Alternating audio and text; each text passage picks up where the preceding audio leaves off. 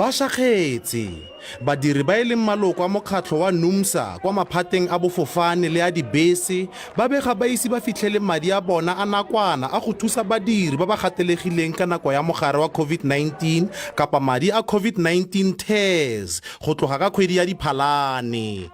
Bontsi ba badiri ba wetse magaeng ka ntlha ya gore ba sa kgona go duela dirente tsa bona mo ba rentileng mo teng and wa itse lwana gore mastende o ba ka tšhelete ya gae ya kgwedi. Ba latofatsa batlhankela ba UIF ka go retelelwa ke go laola madi a COVID-19 TERS. They will claim that it's the employer's fault. The employer will turn back and blame the UIF.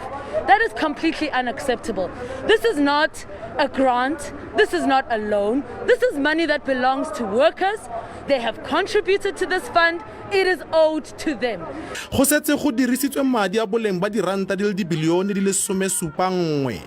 Ikwadiso e ntšha e tlile go simolola morago ga bosenyi jo bo diragetseng kwa diporofenseng tsa KwaZulu-Natal le Gauteng ka kgwedi ya Phukwi. President, through our minister, announced that we had set aside 40 billion rands.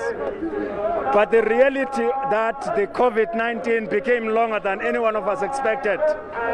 Batlhankela ba mokgatlho wa NUMSA ba lopile le pegelo ya go bontsha ditlamorago tsa batlhankela ba UIF ba kubilweng ka ntlha ya go utswa madi a go thusa badiri a UIF. Offense Stimo, SABC News, Pretoria.